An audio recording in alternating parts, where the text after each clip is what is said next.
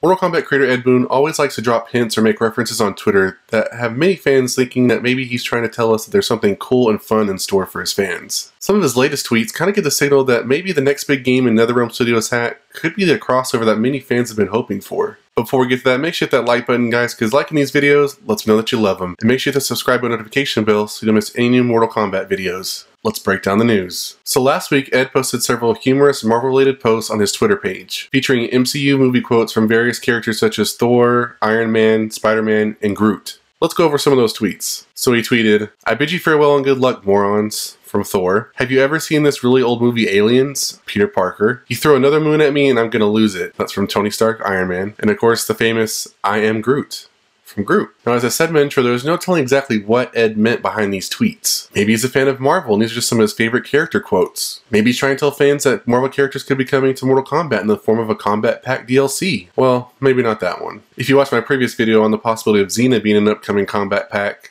there may be some tricky stuff with rights to characters, so that last one may not actually happen. Or maybe Ed is trying to tell us that a new video game is in the works, like Mortal Kombat vs. Marvel Universe. Now, the last time Mortal Kombat had a game that was fully dedicated to a crossover was 2008's Mortal Kombat vs. DC Universe. After Shao Kahn's invasion of Earthrealm is halted by Raiden's forces of light, Raiden blasts and sends Kahn through a portal. At exactly the same time on Earth, Superman stops Darkseid's apocalyptic invasion by blasting Darkseid with his heat vision as he enters a boom tube. These acts do not destroy either of them, but merge them into Dark Kahn and causes DC and Mortal Kombat universes to merge. As this happens, the character's abilities fluctuate, causing violent rage outbreaks that are actually the feelings of Dark Kahn being infused in the characters from afar. Because of this, certain characters gain either strength or vulnerability. This allows for such things as the possibility of Superman being defeated due to his vulnerability to magic, and giving the Joker the ability to fight skilled martial artists such as his nemesis Batman and Deathstroke. With each role thinking that the other is responsible for the merger,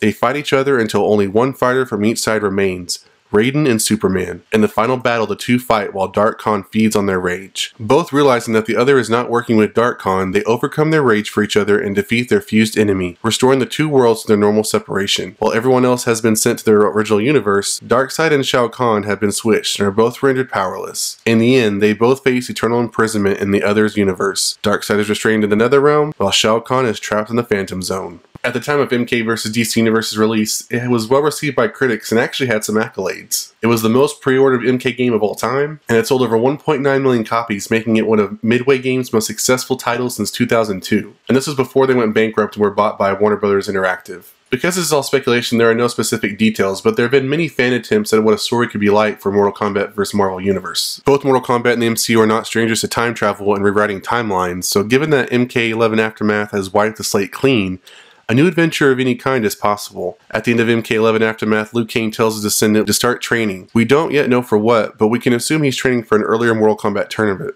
But maybe it's because Liu Kang knows that someone from another universe, such as Thanos or heck, I don't know, Galactus, is coming to destroy their world.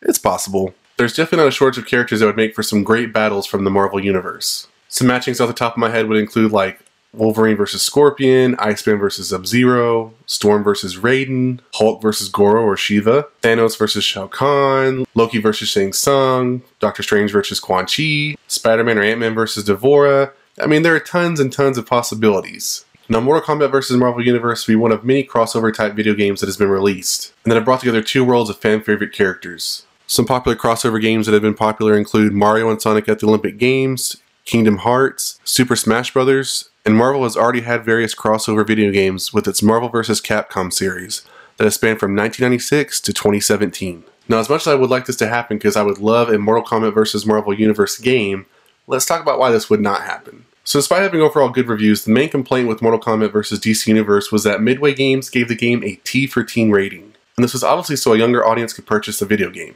Because of that rating though, that meant that there was no blood, and a lot of the violence that we know from Mortal Kombat games was toned down. Many MK fans did not like that choice, and that could be a reason why we won't get an MK vs. Marvel Universe anytime soon. Another reason could be that Marvel is owned by Disney, and Disney is a very family-centric company. So if we did get a Mortal Kombat vs. Marvel Universe game, it more likely would get a T for T rating again.